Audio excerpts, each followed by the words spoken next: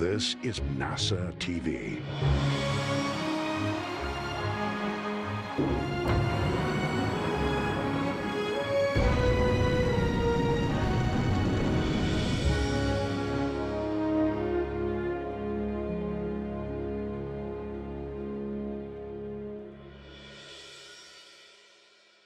You're looking at the Crew Dragon spacecraft and Falcon 9 rocket set to carry 3 American astronauts and 1 Japanese astronaut to the International Space Station in just a few hours. Today begins the first full-duration science mission of NASA's Commercial Crew program. At 7:27 p.m. Eastern Time this evening, NASA astronauts Mike Hopkins, Victor Glover, Shannon Walker, and Japan Aerospace Exploration Agency astronaut Soichi Noguchi will lift off from this historic launch complex 39A at NASA's Kennedy Space Center and begin their 6-month journey in orbit. This mission, known as Crew 1, will be the first American-launched mission with astronauts aboard since the Demo 2 test flight this past summer. Here's our first live look inside the suit-up room. Wow, it is so exciting to see this, isn't it? All 4 of them. Yeah, it's just, okay, so there's a look at Commander, that looks like Mike Hopkins. Yeah. So each astronaut has an assigned crew team member to make sure they're part of our suit-up team.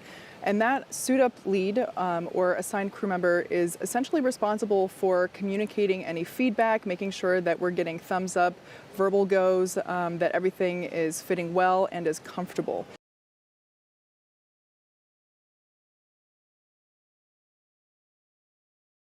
And here they come, walking down the hall. Quite peppy there. Yeah, so cool. They're looking for people. They're looking for the people that have helped them all along the way, too, and wanting to make eye contact. Yep.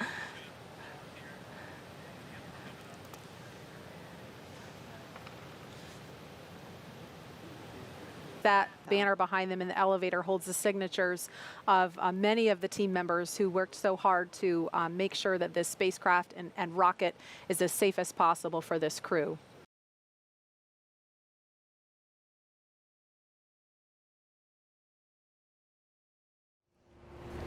Oh, here they come. Here they come. The Crew 1 astronauts now beginning their journey to the launch pad ahead of this historic mission to the International Space Station.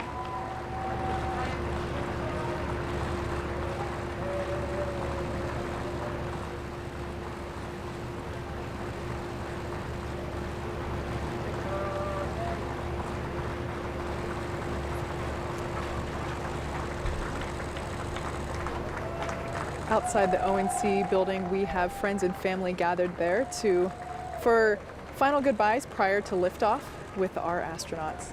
And that's a very different thing to the shuttle days. The last time we saw our families would have been at what we call the wave across the ditch, you know, the day before launch. And typically for shuttle launches, you would have employees and, you know, people that would come out to wish us well. I think it's a very special thing that the crew's families get that up close and personal right before they get into the crew transport vehicles to the pad. You notice everyone keeping is a safe distance here, but that distance would be enforced regardless of whether COVID-19 was a factor in what's going on. That distance is maintained regardless.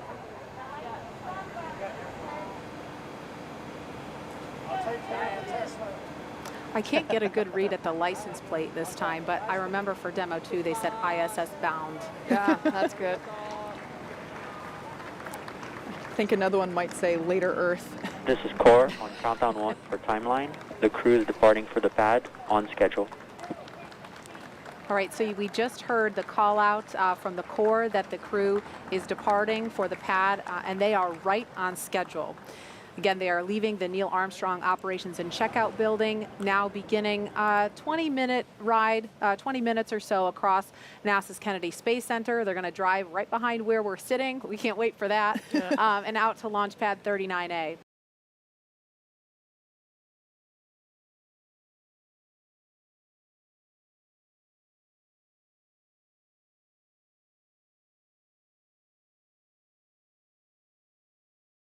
Okay, and here's our first look at that level where they come out of the elevator. Now they're going to make their way around because they have a handful of stairs to climb to get up to the level where the crew access arm is. That's that long suspended walkway. So here they go up the steps.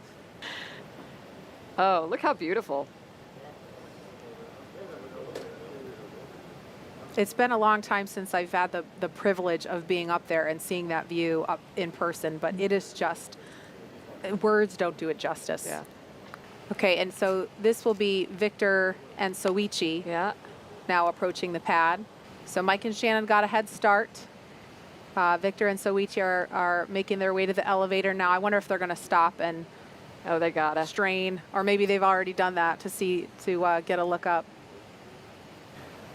And you know, we're having a lot of fun here. We know the crew is having a blast. There they are. Again. I knew they were going to do it. Here's a look inside the crew access arm from the inside. I love this shot. Yeah. You know, when this was being designed, it was definitely a forward-thinking design that we went with. We really wanted it to encapsulate the experience of the next era of spaceflight, really wanting to make it look futuristic, as with the suits and the capsule itself. We now see Shannon adding her signature to the wall. So in keeping with tradition, we painted this room white, and the advanced team, once again, I'll talk about them. Part of their responsibility, also making sure that there's a Sharpie on hand so that crew members can add their names to our signature wall. Bob and Doug did this prior to their flight, and I love that this is really the last thing you do before you get in our spaceship. I just love that there's an opportunity, and I'm really looking forward to seeing the list of names grow over time. Hi. I feel like he's watching us.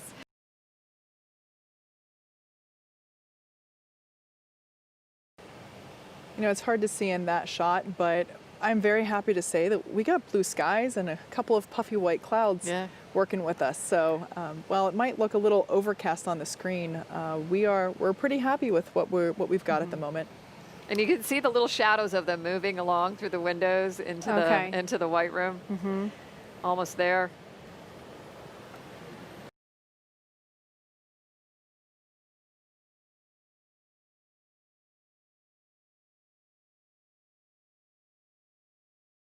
I love this view inside Crew Dragon, and as you saw, there are 4 seats configured right now, and they're numbered 1 to 4 from right to left when you're looking at the seats.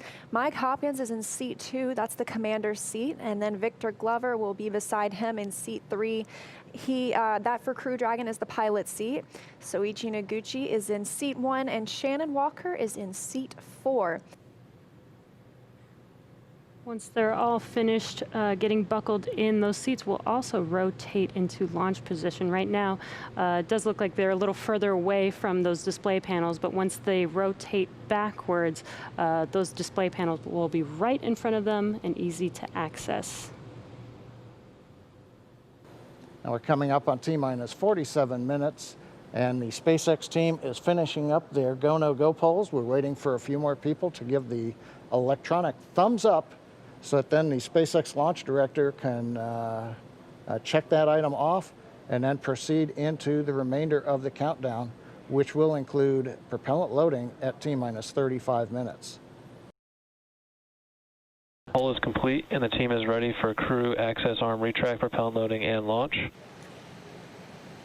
And it looks like the crew access arm has already begun to retract away. Just a beautiful sight. So this is one of the last major visual milestones that we have before launch.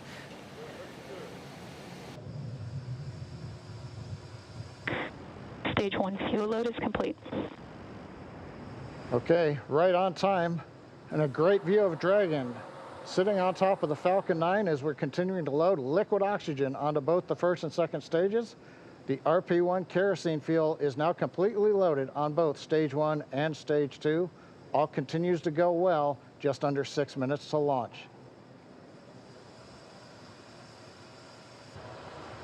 Dragon is in configure for terminal count. Dragon is on internal power. Falcon 9 propellant tanks are pressurizing for Strombeck retract.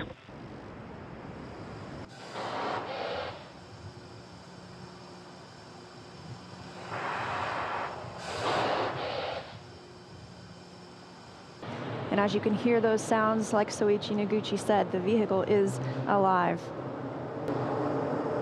Dragon to countdown. FTS is armed. Falcon 9 is a startup and is now controlling.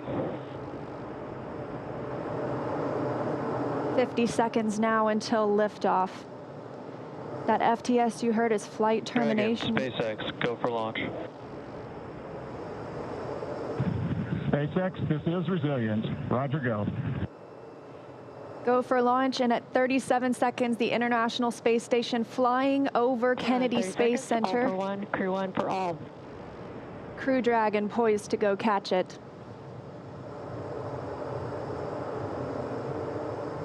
20 seconds till liftoff. T-minus 15 seconds. Falcon 9 is configured for flight. 10, 9, 8, 7, 6, 5, 4, 3, 2, 1, 0. Ignition. Liftoff. And resilience rises. Not even gravity contains humanity when we explore as one for all.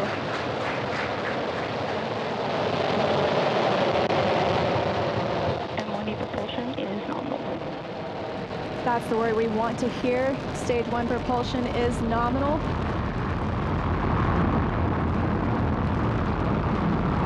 As 30 seconds into this historic mission, flying crew on board Dragon and Falcon 9. Stage 1 is preparing to throttle down. This is in preparation for max Q, which is maximum aerodynamic pressure. Stage 1, throttle down. There's that call out for throttle down. Power and telemetry continue to be nominal for the vehicle, now traveling at 262 meters per second. Falcon 9 is supersonic. There's that call out. The Falcon 9 is supersonic, and we will be passing through max Q here shortly, the largest structural load during ascent. Max Q. There's that call out. That Falcon has passed through Stage max 1, Q. throttle up. 1 Bravo. And we've just entered Stage 1 Bravo abort mode. That's going to take them through the end of the first stage burning just before second stage activates off the coast of North Carolina.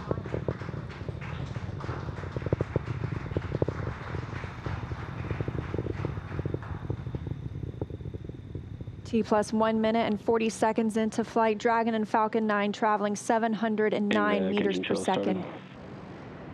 That call that MVAC chill is underway, the Merlin vacuum engine. Now with the call out of MVAC-D chillin, similar to what we saw in the first stage Merlin engines, the second stage engine being prepared for its ignition coming up in just over 30 seconds from now.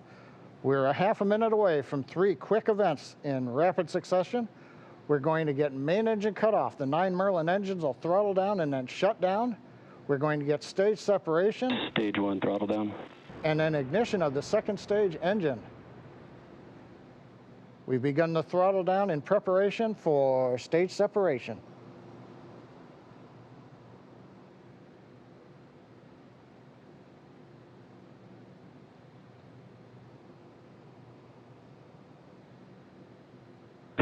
And we have 2 Alpha. Stage separation confirmed.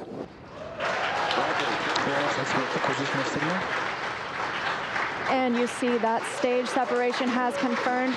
There goes that MVAC engine. Stage 2, crew 1 is now on their way to the International Space Station.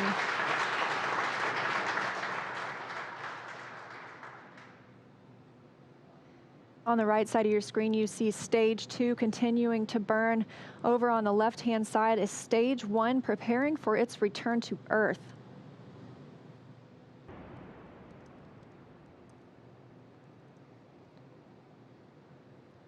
And we've got ignition of the entry burn, center engine, followed by the other 2 restart engines. First stage now getting ready to re-enter the Earth's atmosphere. This is about a 29-second burn, and it's designed to slow the vehicle way down. We're going to shed about 70% of the velocity of that dropping first stage by the time this landing burn completes.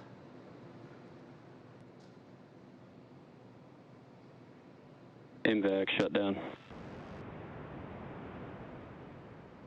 And we've got shutdown of the second stage engine on time. Dragon SpaceX, nominal orbit insertion. Launch escape system is disarmed. And SpaceX copies. And Leah, the words we like to hear in nominal orbit insertion. That's right, John. Nominal orbit insertion, as we mentioned, stage 2. Oh, looks like some action on stage 1.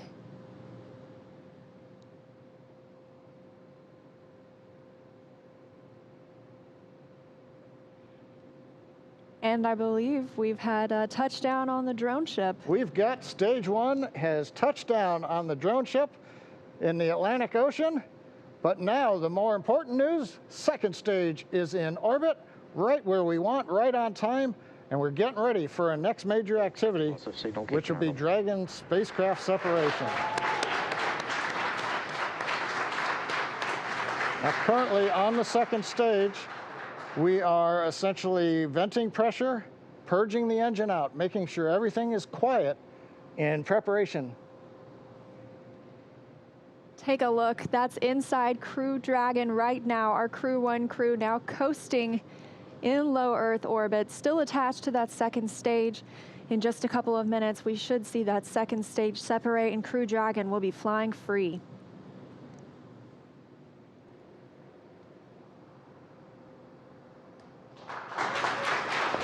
Separation confirmed. And separation confirmed. You can see that second stage departing. Crew Dragon leaving it behind. Separation confirmed.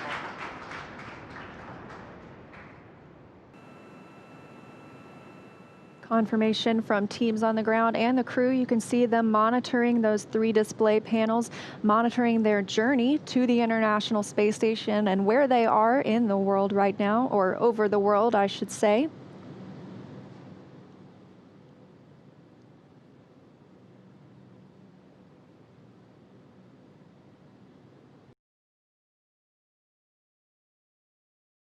And Dragon SpaceX, just for timeline awareness, burn is in about just under 1 minute.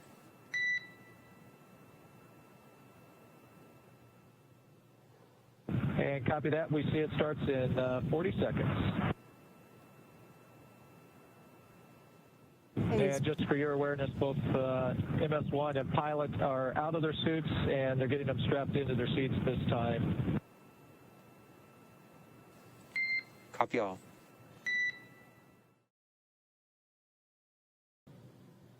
Phase burn has begun. We are a minute underway, so good news there. And it should last about 9.5 minutes, raising the perigee, or the lowest point of Dragon's current orbit, to a higher altitude.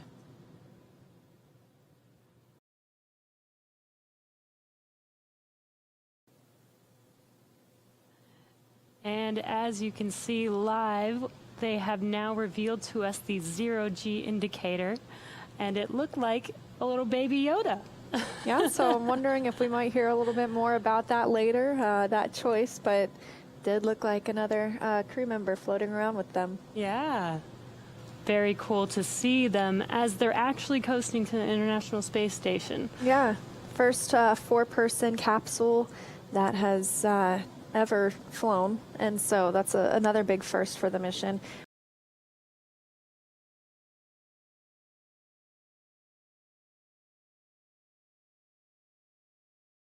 This is a view over the shoulder of our commander, Mike Hopkins, and pilot, Victor Glover, taking a look at some of the systems aboard Crew Dragon. Pretty neat to see them interacting with those touch screens.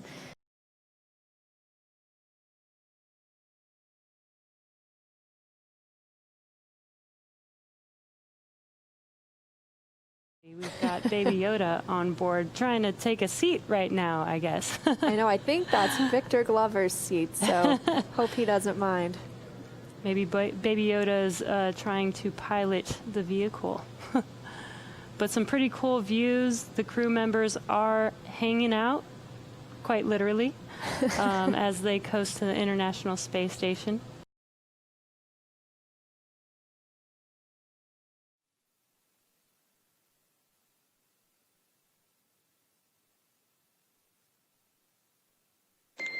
Dragon SpaceX, 2 items for TCS configuration.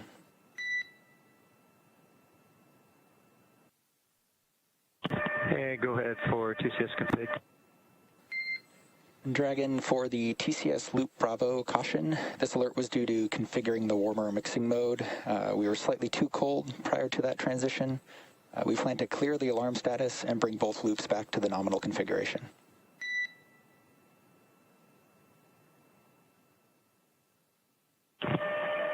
Okay, we copy. It was a little too cold when you did the transition, and you'll be clearing the alerts and get back to the nominal status. Good words, Dragon. And secondly, we were able to recover the prop line heaters and are back to full fault tolerance. That is excellent news. Good to hear. Back to full fault tolerance for the prop manifold heaters. And good words.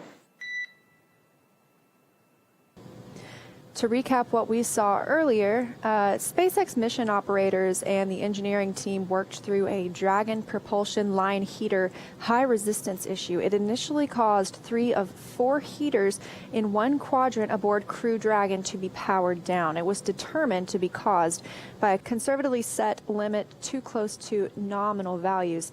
That limit was adjusted. All 4 heaters are now powered on and functioning nominally.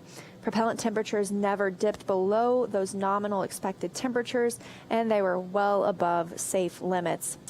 So Crew Dragon continues its journey to the International Space Station, running smoothly, and we are still standing by, still covering this mission, but great news for now that those issues have been recovered, and our crew continues its journey.